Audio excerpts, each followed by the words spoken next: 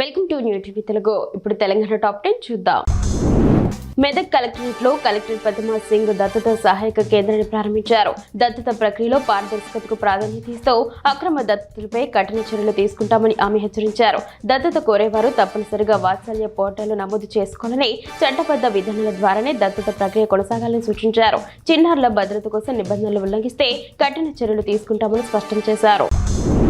Drugs మహమ్మారిని నిర్మూలించి భావితరాలకు మంచి భవిష్యత్తు అందించాలని జిల్లా ఎస్పీ మహేష్ బి గీతే పిలుపునిచ్చారు. ప్రతి విద్యార్థి యువత యాంటీ డ్రగ్ సోల్జర్ గా మారాలని, ట్రాఫిక్ రోడ్డు భద్రతా నియమాలు పాటించాలని సూచించారు. ప్రజాపాలన ప్రగతి ప్రణాళికలో భాగంగా డ్రగ్స్ రహిత తెలంగాణ లక్ష్యంగా జిల్లా కేంద్రంలో నిర్వహించిన 2K రన్లో క్రీడాకారులు, యువత, విద్యార్థులు, పోలీస్ అధికారులు, సిబ్బంది ఉత్సాహంగా పాల్గొన్నారు. నాగర్ కర్నూలు జిల్లాలో ఏడాది రికార్డు స్థాయిలో సాగిన మొక్కజొన్న పంట రైతుల కష్టాలకు కారణమైంది. పంటను విక్రయించేందుకు రైతులు పడరాని పాటలు పడుతున్నారు. కల్వకుర్తి నియోజకవర్గం తెలకపల్లి మండలంలో మొక్కజొన్న లోడ్లతో వచ్చిన వాహనాలు కిలోమీటర్ల మేర బారులు తిరుగున్నాయి. ఒక్కో వాహనం ఖాళీ కావడానికి దాదాపు 4 రోజులకు పైగా సమయం పడుతుందని అధికారులు స్పందించి కొనుగోలు ప్రక్రియను వేగవంతం చేయాలని రైతులు కోరుతున్నారు. కరీంనగర్ జిల్లా గండిమవరం మండలం కాసింపేటలోని మానస ఆలయంలో ఆధ్యాత్మిక వాతావరణం నెలకొంది. స్థానిక శ్రీచక్రానికి 1,08,000 రూపాయల నాణ్యాలను ఉపయోగించి శాస్త్రోక్తంగా నాణ్యాల అభిషేకం నిర్వహించారు. ఆలయ అర్చకులు వేద మంత్రాలతో దేవతను స్తుతించగా భక్తులు భక్తి శ్రద్ధలతో పాల్గొని మంత్రముగ్ధులయ్యారు. మధిరాల మండల కేంద్రం నుండి ముకుందాపురం, జీ కొత్తపల్లి, చిన్న నెమలి వరకు వెళ్లే ప్రధాన రహదారి తీవ్రంగా దెబ్బతింది. ఈ మార్గంలో నిత్యం వందలాది వాహనాలు ప్రయాణిస్తూ ఉండడంతో రోడ్డు సరిగ్గా లేక ప్రయాణికులు ప్రమాదాల బారిన పడుతున్నారని స్థానికులు ఆందోళన వ్యక్తం చేస్తున్నారు. అధికారులు వెంటనే స్పందించి రోడ్డు మరమ్మతులు చేపట్టాలని ప్రజలు, వాహనదారులు కోరుతున్నారు. రోడ్డు దుస్థితిపై అధికారులు తక్షణ చర్యలు తీసుకోవాలని విజ్ఞప్తి చేస్తున్నారు.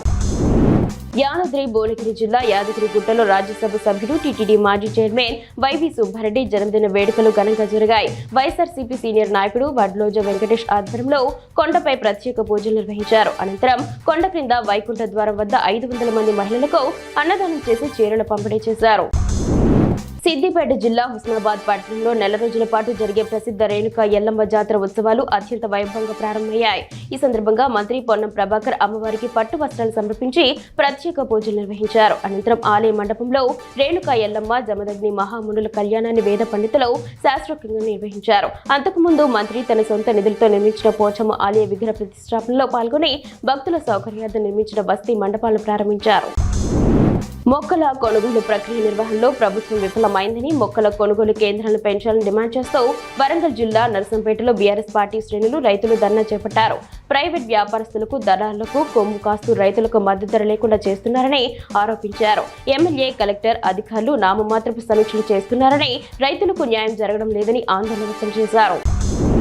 హైదరాబాద్ బషీర్బాగ్ ప్రెస్ క్లబ్ లో జరిగిన మీట్ ది ప్రెస్ కార్యక్రమంలో తెలంగాణ రక్షణ సేన చీఫ్ కల్వకుంట్ల కవిత పాల్గొన్నారు. రాష్ట్ర వర్కింగ్ జర్నలిస్టుల తరపున ఆమెకు ఘన స్వాగతం లభించింది. ఈ సందర్భంగా కవిత జర్నలిస్టుల సమస్యలు, రాష్ట్ర రాజకీయాలపై చర్చించారు. జర్నలిస్టుల సంక్షేమానికి సంబంధించిన అంశాలపై ఆమె తన అభిప్రాయాలను వ్యక్తం చేశారు.